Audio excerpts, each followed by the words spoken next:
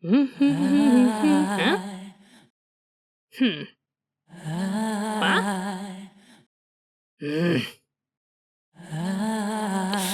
Okay, no, she can wait. Sorry I'm late, but I can't help myself. I'm a proud spoopy girl. Viewer discretion is advised, as we will be addressing some dark topics in this video. But hey, if YouTube really isn't for children, then there shouldn't be a problem, right, Mr. YouTube? I guess you win this round, Miss Robin.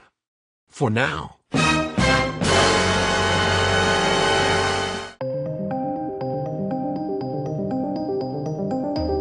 It is time, once again, to embrace the dark influences summoned for this annual dance. Within these shadows come grueling horrors, of which our simple minds could never comprehend. Fear, terror, pain, and even death. And yet, there are fates that can be so cruel and inhumane that it makes one wonder, yeah, maybe death isn't so bad after all. We all know just how creative our favorite anime can be, but sometimes it shocks us to witness some of these characters suffer unimaginable horrors as their fate. Today, we're going to explore some of these fates and ask ourselves if death would have been a much more humane approach, especially if it's quick and painless.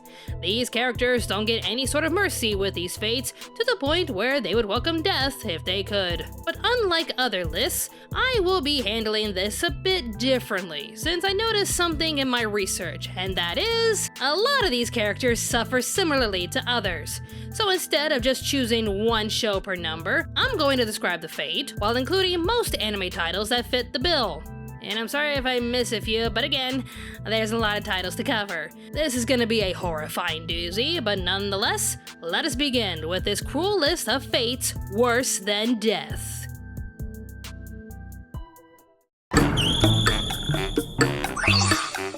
This one may be a bit of a stretch, but hear me out. Society taking control of your life. And by this, I mean no matter what you want to do with your day or with your own life, factors outside of your control pressure you into fitting a certain mold of expectations. The newest example I could bring is Anzu losing control of her life in Romantic Killer. A tiny wizard named Riri comes to Anzu's world to increase the birth rate in her country. So he turns her world into a shoujo-esque love story for her to enjoy and find true love. Anzu, naturally, wants nothing to do with this, since she only wants her chocolate, video games, and cat to keep her happy, #relate. So, Riri does the sensible thing by ripping away everything that makes her happy, leaving her no choice but to go outside and embrace whatever love escapade he has in store for her. The fact that Anzu seemed pretty happy to herself, only for fate to push her away into her worst nightmare, is pretty scary, honestly. I mean, she was fine, but now she's being forced into a love story just to pop out some babies? A modern horror story, if I do say so myself. But of course, we have another anime sharing this fate to the extreme with... It's blue snow! Great cock and balls!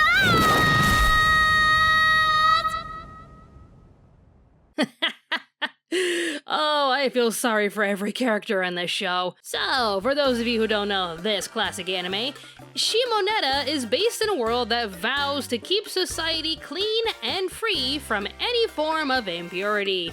So basically, no dirty magazines, no boudoirs, no schmecks before marriage, no amount of fan service whatsoever, no porn, and yes, no self-pleasure, if you know what I mean. Oh, God save these souls, wow.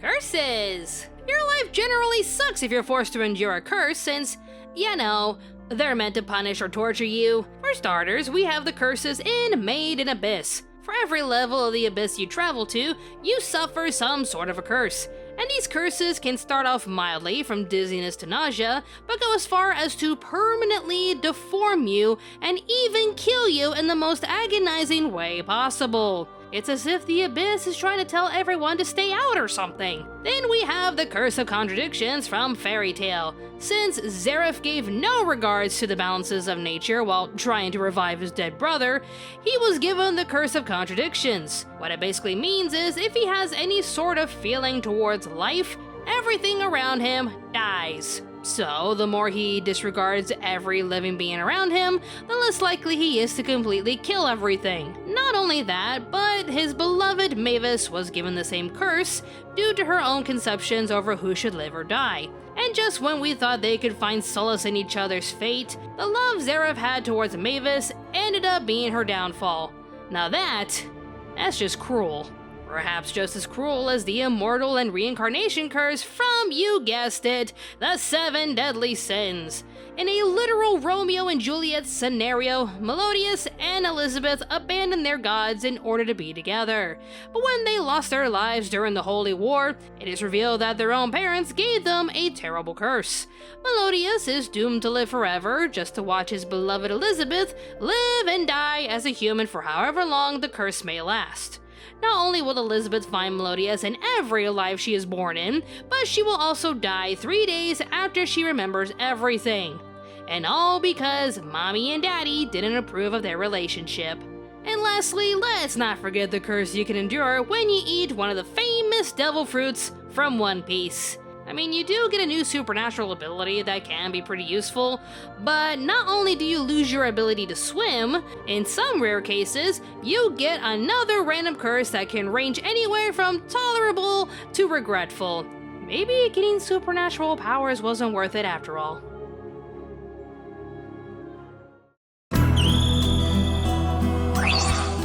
Whoever said you're lucky to be alive never had to deal with what our characters had. Survivor's trauma. You'd think after everything they had endured, they'd be grateful to be alive, and yet, that's not necessarily the case. In Corpse Party, students play an innocent game swearing to strengthen their bond, only to be teleported to a nightmare realm where they face eternalized trauma and horrific ways to die. 3 of the students make it out alive. 2.5. But here's the messed up part. The students who survived not only have to live with the painful memories of watching their classmates die horrific deaths, but they return to a reality that doesn't even remember the other students. Now they're just left to suffer with the memories, while everyone around them is just wondering, what the hell's wrong with them? Then there's of course Danganronpa. Students are trapped in a battle royale mystery where they have to figure out who killed the recently deceased students. Surviving this messed up ordeal is one thing, but if you're plagued with despair, you're basically doomed to suffer and spread even more despair, causing worldwide anarchy. Also, I'm obligated to say this on behalf of the Danganronpa franchise. Let's see what we got here. Chisa didn't deserve any of that. I have no idea what that means, but I will soon since I plan on playing the games on Twitch. And last but certainly, definitely not least, you should know why this is here. Oh my goodness. I mean, Guts literally has to move on after witnessing his former best friend transform into a demon, watch all of his comrades die horrifically, and forced to witness Griffith do, non-consensual things to Casca. And he survives all of this. Makes you wonder if he wished he hadn't.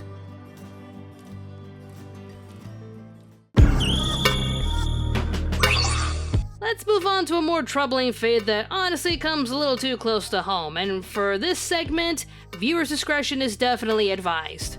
Assault and exploitation. A fate that leads the attacker to believe they're entitled to the target's body in some form. From Revolutionary Girl Utena, we have the fate of the Rose Bride. Since Auntie was given the title, everyone in her school fights to claim her. And let's just say, she has to be completely submissive to the one who, wins her. She's a literal trophy with no way out. Then there's Gravitation. All Shuichi ever wanted to do was sing and be with his lover Yuki. But when a competing band gets worried about their decline, the group leader Aizawa hires a bunch of men to not only assault Shuichi, but took photos of the attack. Now Shuichi is in a devastating situation where he's being blackmailed to lie low and say nothing, or else have his entire image ruined when those photos are released. Thankfully, Yuki was able to get the photos back, but this is still a pretty messed up situation to have. Comparing this to Banana Fish, though, Well, let's just say Ash had it a lot worse since he was getting assaulted and exploited ever since he was a young child. Not only that, but his attacker would film every encounter and keep them as his trophies. The same attacker also murdered Ash's own friend just out of sheer spite, so this bastard honestly felt entitled to have Ash to himself. And as if that wasn't bad enough, we have the villains of Fushigi Yugi using assault tactics to manipulate Miyaka and Yui. Virginity plays a major factor when summoning the gods, so if the Seiryu army could somehow assault Miyaka along her journey, it's game over for Suzaku. This was also a major tactic used to not only control Yui, but also Nakago. Like, seriously, Seiryu literally had no decorum, did they? Need I remind you of Perfect Blue? I mean, it's bad enough Mima suffered through immense mental health struggles since transitioning from her career as an idol to an actress, but, this guy. Do I even need to tell you what happened? This guy literally went insane because he couldn't stand seeing his precious idol retire. I'm sure you can figure out the rest of what happened, but seriously, this is a messed up fate for our characters to endure. Lest we forget Cordelia Gallo from Ghostic.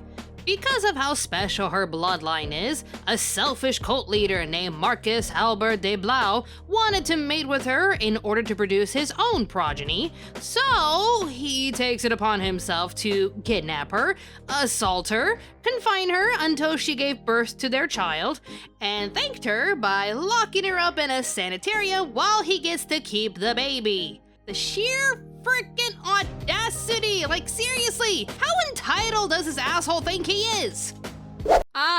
No, we are definitely not bringing this up again. We're not gonna bring up Goosh Goosh on this channel, never again, nope. Okay, yep, no, they get the topic already. We're moving on now, we're moving on! Speaking of entitlement, we have human experimentation.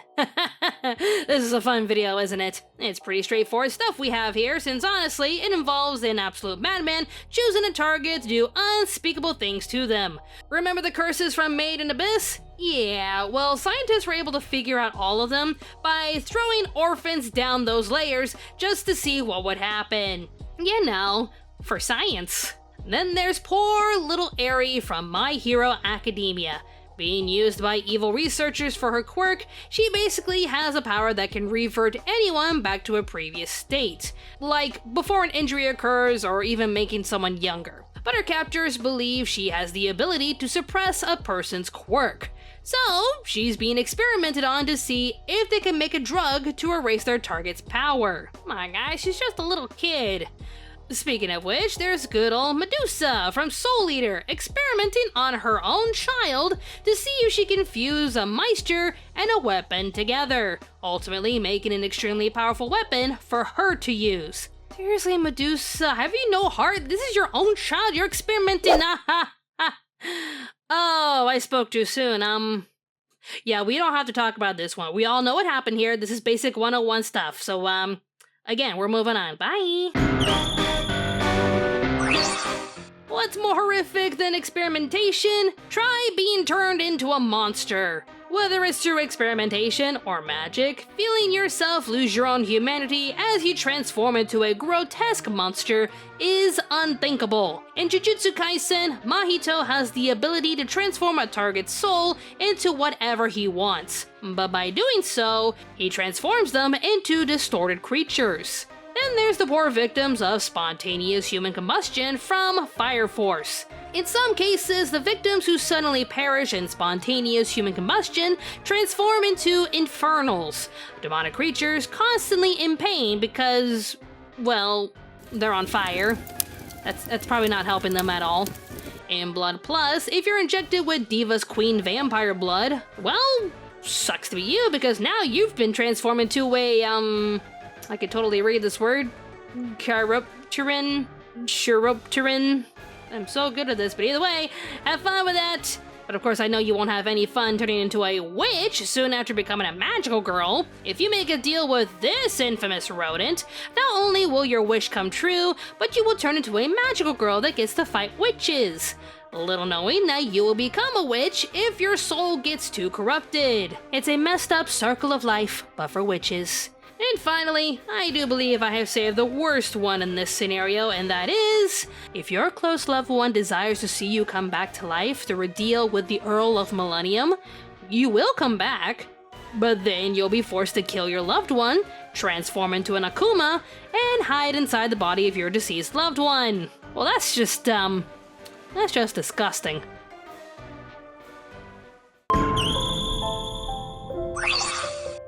Imagine, if you will, you're dead.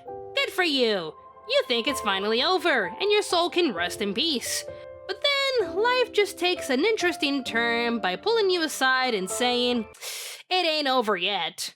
Working in the afterlife. First off, the Grim Reapers and Black Butler. We all thought they were just very organized sentients. To some extent. Who were just created to reap souls. But no! No. It was confirmed that every Reaper in this story were all humans who, in their lifetime, ended their own lives. If you know what I mean. So instead of resting in the afterlife, they are sent to work in the afterlife, reaping souls for an unforeseen amount of time. Then there's the most famous example, I, Enma's fate from Hellgirl. I was set up to be a sacrifice for her village, but her family did their best to hide her away, making sure she doesn't die. That didn't really work out well since the villagers found her and decided to punish her by killing her parents and burying her alive alongside the corpses of her parents. Charming. Fueled with pure vengeance, she digs herself up to freedom and burns the entire village down to the ground, killing mostly everyone who wronged her. The Master of Hell didn't like this one bit, so he decides to arrange a pact with I. In exchange for her eternal servitude, he'll make sure her parents don't suffer in hell. Well, ain't that a nice deal? Now she must ferry damned souls straight to hell, while also making her own pact to those who seek vengeance. Not sure if the punishment fits the crime, but it is what it is for her. Our most recent example is just, well, you should know why she's here. Ymir Fritz from Attack on Titan. So, I've never really watched all of Attack on Titan, but even I know her life was horrendously cruel. It wasn't bad enough her entire village was taken over and enslaved. It wasn't bad enough that she was punished for letting some pigs out by running for her life as her captors chased her down with dogs and weapons. It wasn't bad enough that she suddenly became the very first Titan ever created, only to become her captor's wife as some kind of messed up reward for her loyalty. It wasn't bad enough that she chose to die soon after saving her captor's life, just because he told her to get up like it's no big deal and she's just done with his shit by now. It wasn't bad enough that he forced her own daughters to devour her corpse just to preserve her powers. No.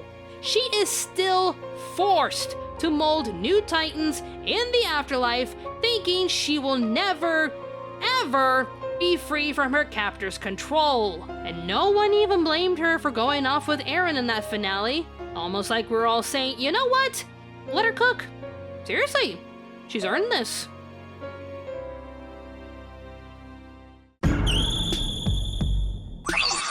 You ever get deja vu? You know where we're going with this, don't ya? Infinite time loop! A cruel fate where you are forced to relive certain events over and over and over and over and over and over, and you get the joke by now. While Steins Gate is mostly about Okabe's use of time travel, he finds himself in a never-ending spiral trying everything he can to save his friend Mayuri from getting killed. But no matter what he does, her sad fate is sealed when he is forced to witness her die in multiple ways. But if you thought that was bad, try Magicano. It starts off as a cutesy, rather cliche harem with a bunch of girls interested in one guy, but when Haruo's demonic ability awakens, our girls are forced to revert time in order to have another chance to save the world and Haruo. Thing is though, this has been happening repeatedly, since our heroes can't even remember anything that happened previously, so they're just stuck in a never-ending time loop for who knows how long. Unless we forget one of the most infamous time loops, Higurashi. As if we could forget this one. Innocent villagers are plagued with a curse that leads to multiple homicides, but they have to repeat the same day with a new victim suffering the same curse and going on even more killing sprees. These poor kids are just doomed to die in multiple, horrific ways because of this supernatural time loop. Speaking of which, everyone says that if they're going to die, they'd want to go quietly and in no pain. These poor souls wish they could die in other ways than this. Long, torturous, and repetitive deaths. For one reason or another, these characters are placed in horrific torture and are powerless to free themselves. If I need to demonstrate with a straightforward example, here's this scene from Misfit and the Demon King Academy. Oops, and I held back too. In go. Wait, did I just... In go. I'm of royal birth! Any questions? Let's not forget these other extended deaths, like when our overlord mastermind Ainzol Gon subjects his prisoners to... whatever the hell Neuronus has up their sleeves. Hello? This, follower will tie up her targets to a dungeon wall and proceed to extract whatever information she needs by any means necessary. Her favorite food is brains, by the way. Good for you, girlfriend. Wasn't sure whether to put this into a different category or not, but here we have Hidan from Naruto. The man can survive practically anything, but here he is, getting sliced up into different pieces, dropped into a deep pit, and buried alive. He's kind of immortal, but he's eventually gonna starve out, so, this is, it's gonna take a while for him. Let's not forget Chesloporo's death in Bleach, where Mayuri gave him a drug so messed up that a sword piercing his heart felt like an experience that lasted for centuries. Everyone outside just sees him die instantly, but poor Chesloporo suffered in agony, thinking he's been waiting centuries for the blade to finally pierce his heart. That's just sadistic. But now let's go back to the repetitive deaths, where we have good old Subaru from ReZero. For some reason, Subaru is not only isekai'd into a new world, but the poor guy can die in multiple ways, only to come back to life like he went back to a video game save state or something.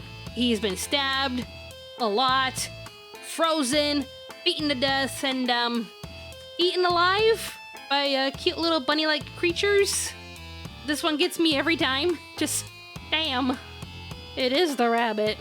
But of course, I've saved this next one for last, since it not only got the most votes from all of you, but it's pretty iconic on its own. Diavolo's infinite death loop from JoJo's Bizarre Adventure. An insanely cruel fate where Diavolo is forevermore trapped in an endless cycle of multiple deaths. I mean, that's what you get for trying to mess with La Familia.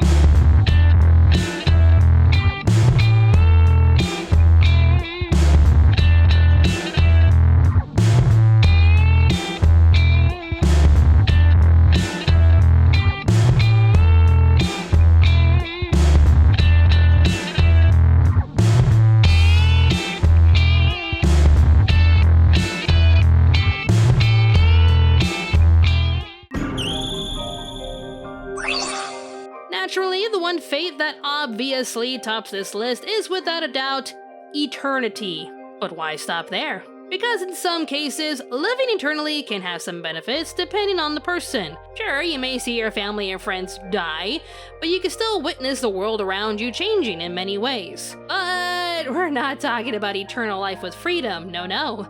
We are of course talking about eternal suffering. Anime seems to like this sort of face. Let's just break it down, shall we? There's a lot right here. Sailor Moon. First off, we have Queen Beryl imprisoned imprisoning Jedi to an eternal sleep, and we also have Mehmet trapped in a virtual prison when Tululu pulls her plug. This is why the classic villains never win. Death Parade! When you die, your soul transfers to a lounge where an arbiter has to judge you. If you're good, you can go straight on to reincarnation. If you're not, you're sentenced to eternal sleep in the void. Good ol' quiet, empty void. Akano! Some characters are granted immortality, which seems all fine and dandy, but if you're encased in cement and dropped to the bottom of the city's harbor system, you're gonna regret being immortal is all I'm saying. Vampire Princess Miyu! I get that this episode is supposed to teach a lesson about inner beauty, but turning innocent women into permanent mannequins and then just leave them behind to collect dust in an abandoned subway station? I mean, I still get chills every time I watch this scene.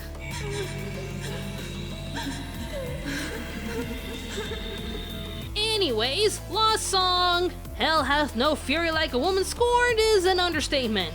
Pushed to her limit, Phyllis curses the world by singing the Mortality Song, which not only brings her world into complete annihilation, but it also makes her immortal. Now she gets to wander the world completely turned into ash for all of eternity. No one can blame her, honestly, I'm just saying. The Ancient Magus Bride. This is technically a curse placed on Cardophilius by, Hello, my son. Oh, Jesus, it's the real Jesus.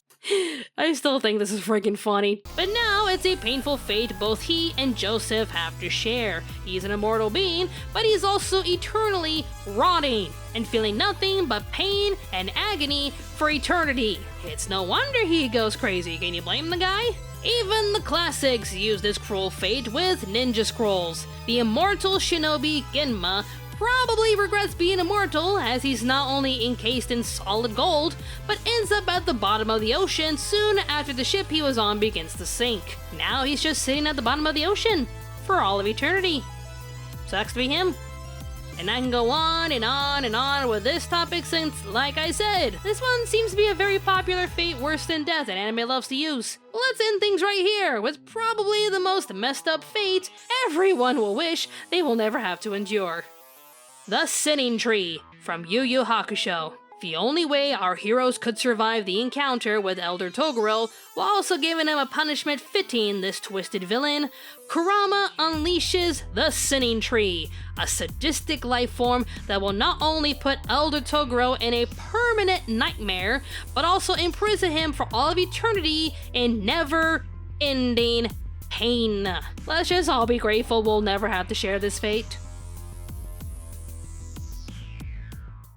Okay, I know I've missed a few that I could fit into some of these categories, but this video would never end if we just kept going. So let's hear it. Which anime fate worse than death do you think is worst of all? And if I did forget something you really wanted me to address, feel free to talk about it in the comments down below. Special thanks to my Patreon supporters for keeping this channel alive. I can continue to do what I love to do despite YouTube's hauntingly bad algorithm system not doing me any favors. Thank you for your amazing generosity. And of course, thank you to everyone for watching this video. More awesome videos will be on the way, so stay tuned to Anime America.